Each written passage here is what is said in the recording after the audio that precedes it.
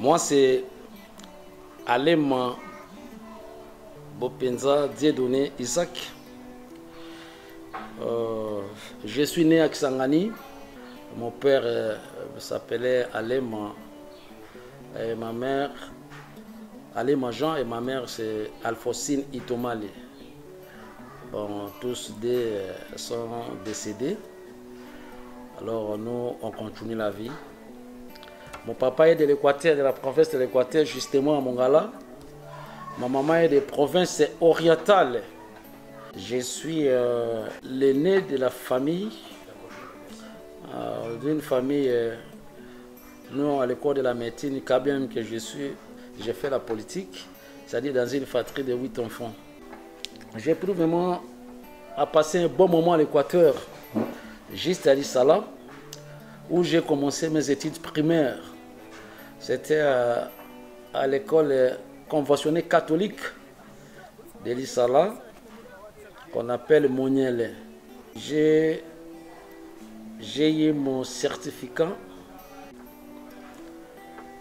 à l'école primaire au Poto. Ça, c'est une convention protestante. C'est-à-dire, 3 premières années. Première, deuxième, c'était à Monielle. Mon papa avait jugé en fait que je sois à l'internat, à l'école missionnaire des conventionnés protestantes. C'est là où j'avais eu mon certificat. Et après, j'ai poursuivi mes études, toujours à l'Institut Révérend Col au Poto. C'est une école renommée. J'avais fait l'option biologie-chimie. J'avais eu mon diplôme. Après le diplôme, je suis venu à Kinshasa. À Kinshasa, vers les années 2006. C'est là où j'avais commencé les premiers graduats. C'était à l'Inikil. Et vous savez, à cette époque-là, c'était vraiment terrible. Il y avait un pléthore de gens. Pléthore de gens. Là, je peux vous dire, je venais fraîchement de l'Équateur. Et nous qui venons de l'Équateur, là, on nous considérait comme des villageois. Et quand je suis arrivé à l'Inikil, comme j'avais déjà l'ambiance de l'internat et le campus, à la première session, on était au nombre de 8000. On a dit refuser 5000. Et à la première session, c'était 17 qui passaient. Parmi les 17, moi, j'étais là. En tout cas, j'ai fait un cursus normal. Premier graduat, deuxième, troisième à l'université de Kinshasa. Premier doctorat, deuxième, troisième et quatrième doctorat. Jusqu'à ce que j'avais obtenu mon diplôme de doctorant en médecine en 2013-2014. Et comme j'étais intelligent là je ne me vante pas, mais je suis en train de vous relater mon parcours. Les missionnaires catholiques m'avaient sollicité. J'avais pris l'avion pour aller travailler à Mongala comme médecin directeur de la Caritas. Juste après quelques temps, on m'envoie en Kinshasa pour aller faire les études des postes universitaires en Belgique. Alors quand je suis arrivé ici, justement, il y avait un peu l'évêque, l'archevêque qui m'avait envoyé Koumundala était décédé. J'arrive ici, on a essayé de travailler avec l'évêque cardinal Mosengo. Quelques temps après, alors il est parti. À l'université de Kinshasa, j'étais le président des ressortissants, des étudiants des Grands Équateurs. C'est-à-dire, j'ai gouverné les étudiants de Mbia, c'est-à-dire ceux qui sortaient de Nord-Ubangi, actuellement province de Nord-Ubangi, mais c'était district de Ubangi, on les appelait les Mbia. J'ai eu à diriger les étudiants de Sud-Ubangi. Là, on les appelle les Kwadela. Actuellement, province de Sud-Ubangi. Mongala, Lokole, Bumba, et puis le Sangana, c'était le regroupement de tous les Mongos. Et en dehors de cela, j'étais vice-président dans la coordination des étudiants à l'université de Kinshasa. Et quand j'étais parti à l'Équateur, ce que je viens de vous relater comme histoire, j'étais ici pour la poursuite des études post-universitaires. Et là, je soutenais la vision de papa Étienne Tshisekedi. Et moi et ma famille, on avait quand même des Kokajang. C'est parce que toute la famille de l'Équateur, à cette époque-là, était toujours derrière la vision de Jean-Pierre Bemba. Et moi, de mon côté, je voyais la valeur que Tshisekedi parlait. C'est parce qu'on a eu à connaître un peu de gigantesques dans ces pays. Ne parlons pas de l'époque de Mobutu, là, parce que si j'ai un peu de matériel avec Mobutu, vous allez dire que je suis équatorien, parce que là, il y avait cette histoire-là de monopartisme. Un père, parti État, parti tout ça, tout ça. Mais bien entendu, il y avait aussi les gens de Papa Kizenga qui parlaient que lui détient la clé de quoi la clé du Congo, il a les livres d'or. Et moi, je me posais la question parce que lui, avec son parti-là, Palou, il n'y avait que des vieux. Ces vieux-là disaient des choses là, et puis vous voyez, non, mais pourquoi ça? Alors nous, on était derrière Étienne Tshisekedi. Parce que sa vision était d'abord que la démocratie soit dans notre pays. Et quand il parlait de la démocratie, il disait que non, voilà, on doit quitter la dictature pour un État où on doit faire une élection libre, transparente et crédible. Il parlait aussi que non, c'est un État de droit, c'est-à-dire qu'on devrait avoir la liberté de parler, comme on est en train de faire aujourd'hui là, et puis le respect des droits de l'homme, et puis l'exploitation des livres, des manifestes et des scellés, que Mobutu n'avait pas pris l'option, en fait, qu'on utilise pour essayer un peu de prendre un bon élan dans notre pays. Alors, on était derrière la vision de papa Étienne Tshisekedi, mais on ne savait pas qu'est-ce qui pouvait arriver avec la dictature encore de Laurent Désiré Kabila et son fils Kabila qui est venu encore détruire le pays, comme vous avez vu là-bas, avec les Kadoko, et la langue était changée.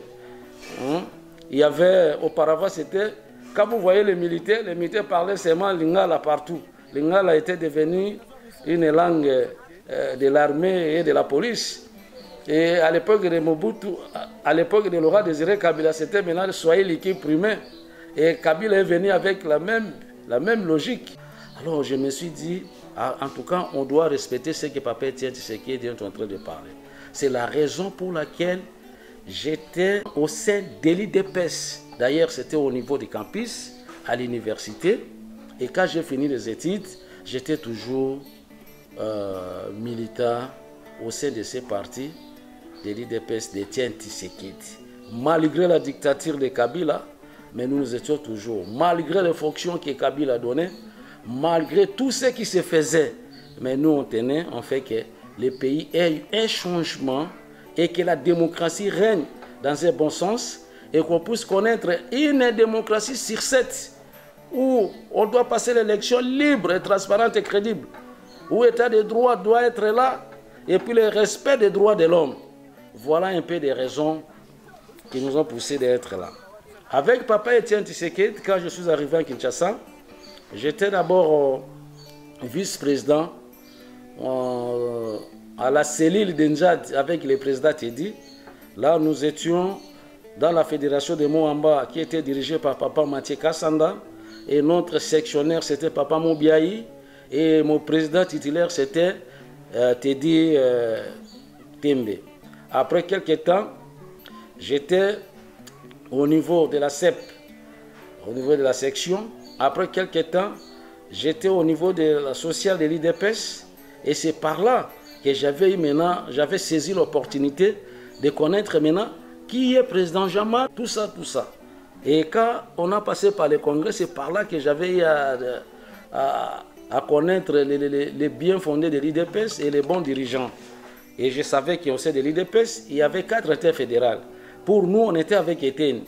Lui, c'était l'État fédéral de Grec-Équateur. Il dirigeait Kisangani, tout ça.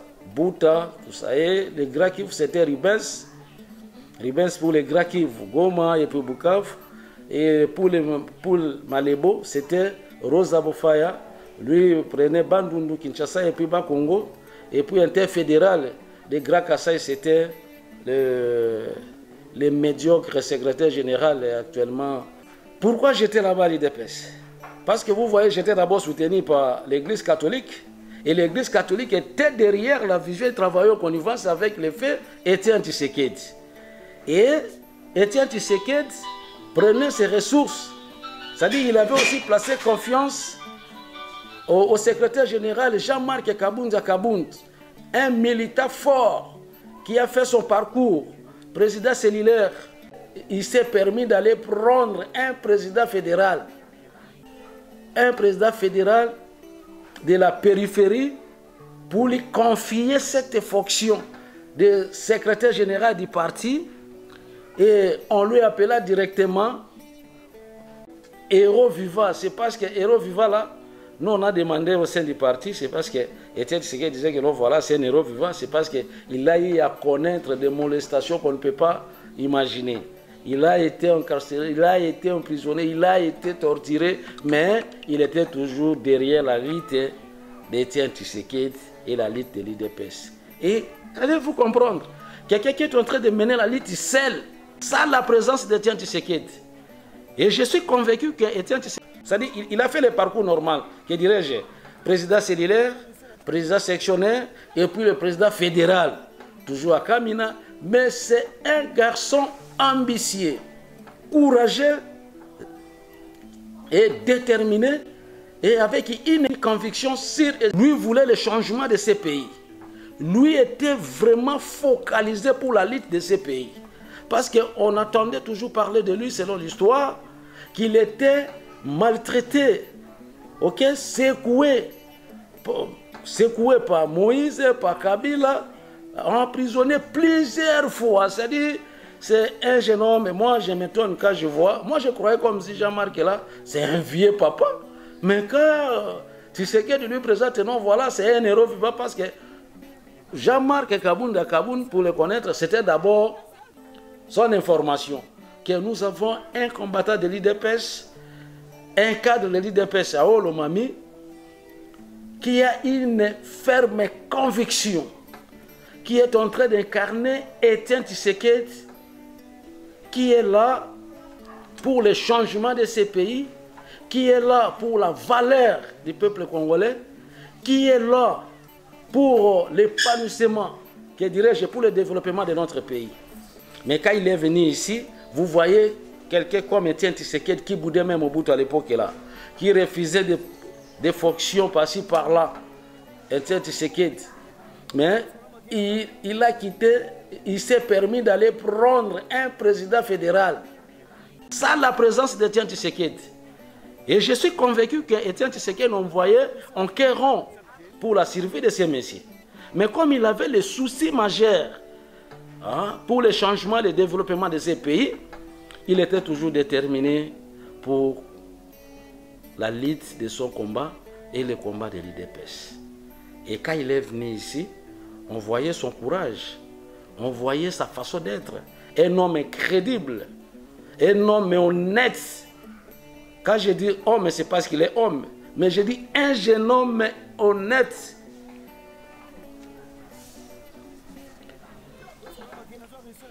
Honnête, il tient sa parole, il voit l'importance de son pays.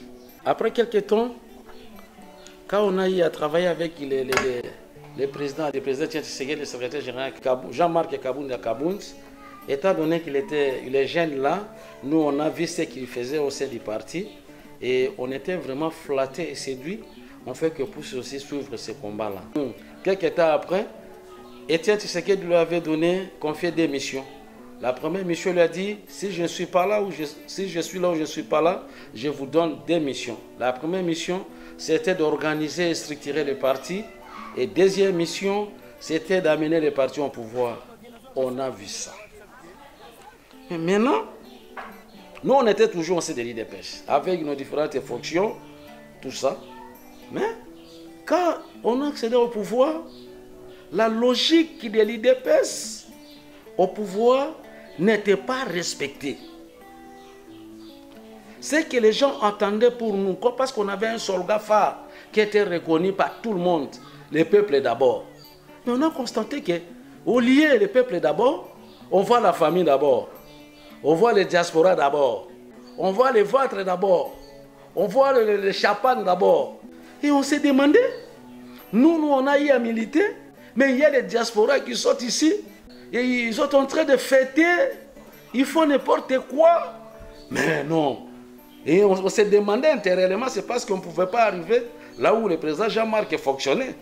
Et quelques temps après, le président Jean-Marc, comme un jeune homme ambitieux, il a dit non, moi je quitte le pouvoir parce que je ne vois pas que l'intérêt du peuple est respecté. Je quitte le pouvoir, c'est parce que la vie sociale n'est pas respectée.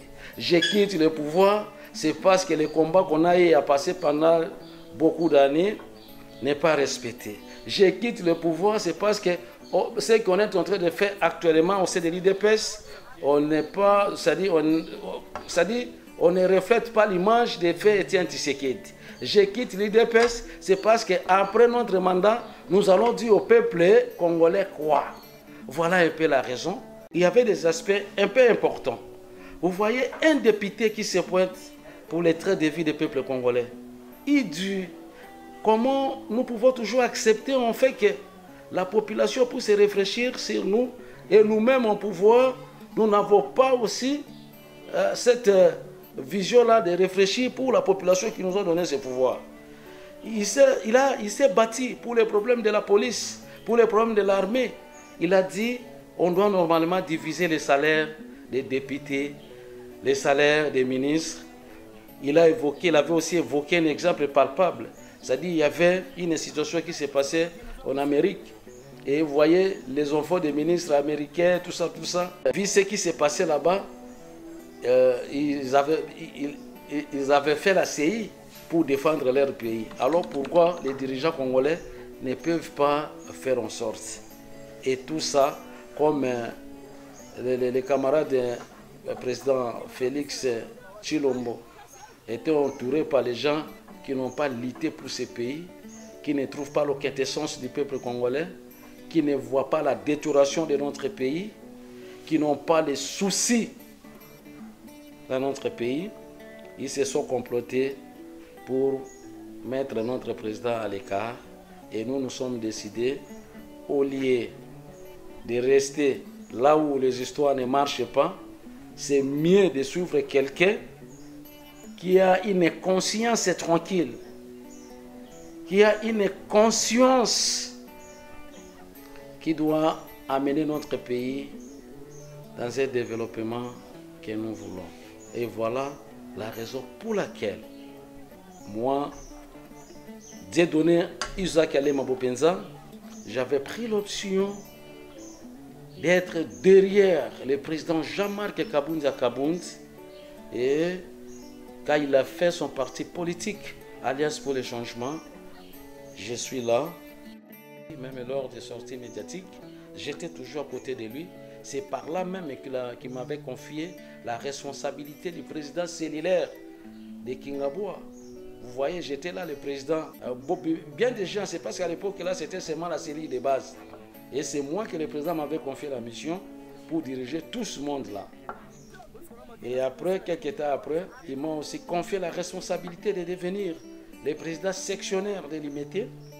Et aujourd'hui, président fédéral au sein du parti, pour le courage, pour ma détermination, pour ma conviction au sein du parti et pour la lutte sur le combat que notre président est en train de mener pour conquérir le pouvoir, pour le changement de ces pays dans tous les aspects et dans tous les axes. Voilà la raison d'être de M. Dieudonné Alema au sein du parti de l'Alliance pour le changement de l'honorable président Jean-Marc Kabund Kabund. Jean-Marc Kabund Kabund, moi je l'appelle prophète politique par sa façon d'être, par sa façon de parler, parce que lui parle avec des actes. Lui ne décide pas en vain, mais il décide quand il y a à décider. Il nous fait voir comment on doit vivre dans la société. Il nous montre l'avantage, parce que vous voyez même, son projet de société. Il a parlé de quelque chose là, des refondations de l'État. Il a parlé de la révolution sociale. Il a parlé de bien des choses là qu'on ne peut pas énumérer, mais je parle en passant. Mais je sais que non, voilà, ce sont des axes et des piliers qui sont là-bas. Moi, tant que médecin, je suis en train de travailler avec la notion de probité morale. Parce que je suis sermenté, je sais de quoi je fais. En ce qui concerne les carrières médicales, je suis vraiment réputé dans le bon sens. Et sur le plan social, voyez vous-même au sein du parti, j'ai à initier, à demander à tout le monde de notre parti de se faire soigner gratuitement. Ok? Et dans notre quartier ici, on sait que non, voilà, la population parle toujours que non, voilà, ça c'est un kaboundiste. Parce que ce que je suis en train de réaliser sur le terrain, on me voit. D'ailleurs, je suis un homme du terrain. Ceux qui n'ont pas de moyens viennent se soigner gratuitement. Et voyez ici même au niveau, au sein du parti, j'ai demandé à celui qui a une carte d'adhésion, s'il est malade, il passe là-bas, chaque jour, nuit et jour. Si j'essaie un peu de donner les arguments solides là, c'est comme si je suis en train de me vanter ou de faire une publicité à mon endroit là. Mais je vous dis, on m'appelle papa social. Je suis reconnu sous le nom de papa social par rapport aux actions salvatrices que je suis en train de mener sur le terrain. Et par tout le monde, c'est parce que le président nous a dit ceci, lui refuse le tribalisme. Il dit on doit bouter le tribalisme. Le peuple congolais doit être uni et on doit travailler la main dans la main pour le développement et le changement de notre pays. J'ai béni le bon Dieu pour cette occasion de me mettre à côté d'un GA politique, en l'occurrence le président, l'honorable président Jean-Marc Kabounda Kabound, notre président national, qui a une vision axée sur le développement. Parce qu'on voyait d'abord la réalisation du président. C'est-à-dire ça se marie avec ce que moi je vais vous dire maintenant. Vous voyez, lui, quelque temps au pouvoir, il a fait une école à Matete, à Kisesu. Il a fait un terrain municipal. Il a fait, bon, je ne peux pas tout citer, hein. C'est-à-dire c'est quelqu'un que tu vois, une fois accédé au pouvoir, une fois la magistrature suprême, une fois qu'il devient président de la République, je vous dis, au lieu que les changements viennent parce que le président est là, les changements de lui-même viendra à côté du président Jean-Marc. C'est parce qu'il a plusieurs mécanismes. Et moi aussi, dans mon sens de voir les choses, j'ai dit, ok, voilà. Ma vision est comment? Aujourd'hui, une fois. Donc, c'est que je suis en train de projeter comme image, soit mon ambition, accéder à des fonctions, ok, de ces pays, construire des hôpitaux, parce qu'on doit faire un accès des soins de santé primaire aux gens et à la population. La population souffre pour les soins de santé primaire. Et si longtemps que nous avons des composantes, que Mobutu a dit laisser les 12 composantes, qui n'est pas vraiment respectées, qui n'est pas exploitées. Je n'ai jamais vu, même à l'époque d'Étienne, même ceux qui ont précédé Étienne, même l'autre ici, Mbongani qui vient de passer, il n'y a rien. Alors, mon projet, c'est quoi? C'est de construire des hôpitaux partout au Congo pour donner des soins de santé gratuits à la population. Deuxièmement, c'est pour relever les défis. Parce que le peuple congolais n'est pas considéré. Je vous parle non seulement comme un sentiment, mais j'ai un regret et je vois, et la lutte que je suis en train de mener dans notre pays, au sein du parti du président Jean-Marc Kabounda Kabound, j'ai les éléments qui me poussent. Et ce n'est pas pour rien, ce n'est pas en vain que je suis à côté de ces messieurs. Vous voyez vous-même l'exemple de mon président. Il a quitté le pouvoir. Et il est là en prison injustement. Ok? Injustement. Pour quelle raison? La vie sociale, il n'y a pas la révolution sociale, il n'y a pas la refondation de l'État, on ne voit rien qui marche dans ces pays.